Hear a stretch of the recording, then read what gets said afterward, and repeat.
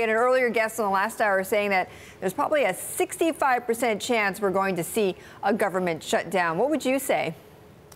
Yeah, I think there's a very high percentage, although it's very fluid, very volatile. Unfortunately, the Republicans have had some difficulty governing. They haven't been able to pass an appropriations bill yet. I think this is the fourth extension that they're seeking. So they can't do this on their own. They have to get something out of the House, and it's probably going to be unacceptable for the Senate. But it seems like whatever may come out of the Senate, then the Republicans have a very difficult time with their Freedom Caucus to get it passed on their own. So it has to be a bipartisan solution, and they haven't been able to achieve that yet with any major piece of legislation. So what do you think is going to have to happen for the Democrats to get enough of them on board to pass this in the Senate? Well, the Democrats have been, I think the last go-around, there were 18 Democrats that helped the Republicans pass it. Pass a short term. But I think what the Democrats are looking for, and actually what all of us are looking for, is, a comprehensive solution to both the appropriations and then what are already bipartisan agreements. There isn't a dispute that both Republicans and Democrats want to see a DACA fix. Republicans and Democrats want to see the child health insurance program passed. So, I believe it's some, both internal political disputes that are happening within the Republican Party, as well as some challenges that the White House is presenting by not being clear about what it will accept. And, that all turned around today, even with the child health care insurance program. It did, Karen, and there's so much moving parts and so much that happens hour by hour. But I'm curious, being in the position that you were in the Clinton White House, what would you be advising, if you were in John Kelly's shoes, for instance, what would you be advising President Trump, who, of course, does not want and says so, does not want a government shutdown?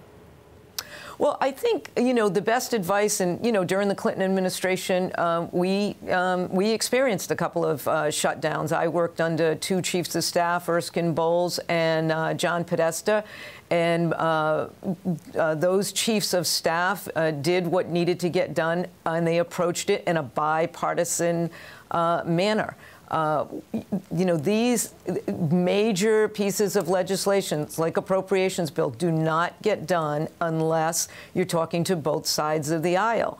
The Republicans were only able to get a major tax bill accomplished because they did it through reconciliation with 51 votes. If they had to do it the regular order, my bet is they wouldn't have gotten it done. The leadership in the Republican Party is just not approaching and it's not a partisan statement. I mean, Democrats have done this as well. You have to approach governing in a bipartisan manner, and that's the only way this is going to get done. So, Karen, how do Democrats approach this GOP then? I mean, are they playing their cards right now towards Republicans, to the president? Well, I think that what the Democrats believe, and if you look over the history of the years when the shutdowns have happened and the party in control gets blamed for it. Why? You all are with Bloomberg, so this is a numbers game, right? The Republicans have 241 votes in the House. They have 51 votes in the Senate. They should be able to govern with that majority percentage. And I think the American people are not stupid. They know who's in charge, and and they expect the government to be operating. And if it doesn't operate, they're going to blame like they did when the Democrats were in control. They're going to lay the blame at the feet of the people who are in control. And I think what the Democrats are being asked to do is to help the Republicans out of their own mess. And I think, they are rightly saying, we're not going to do that unless you come to the table and do the people's work. I think that's the right call. Just look at, you've had such decades of experience in government, your international work with U.S. and allies, along with the IMF and the OECD. What do you think global leaders are gauging from this Congress right now and this government? I mean, what are they actually thinking about what's going on at the moment?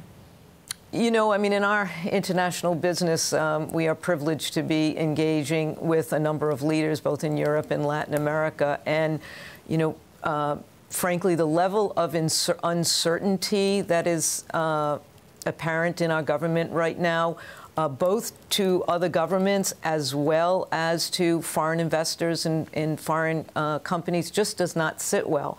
I mean, if there were recent reports, not only about how Americans feel about the dysfunction, but internationally, the leadership of the U.S. is diminishing.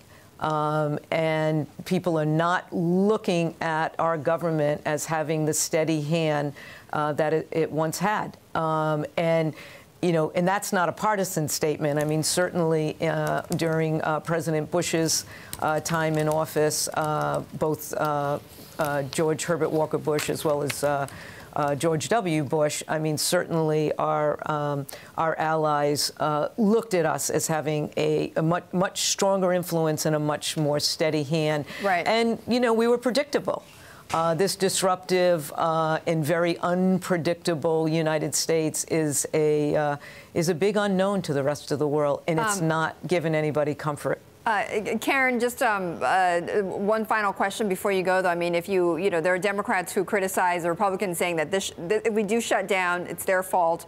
They control pretty much all of Washington right now, and so how could you not blame the Republicans, right? But on the other side, though, they would say that the Democrats are wrong to try to tie the government, the continuing resolution, to DACA.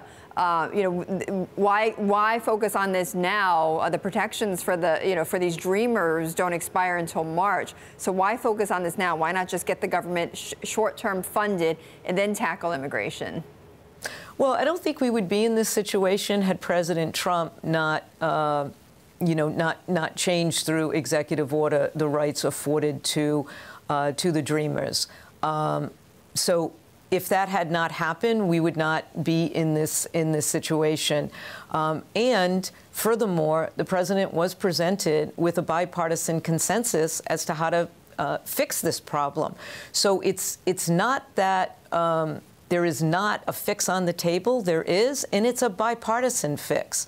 So there's no better time to get something done in a bipartisan way than now. And there's an agreement already out there. So why not do it? Because it should be done.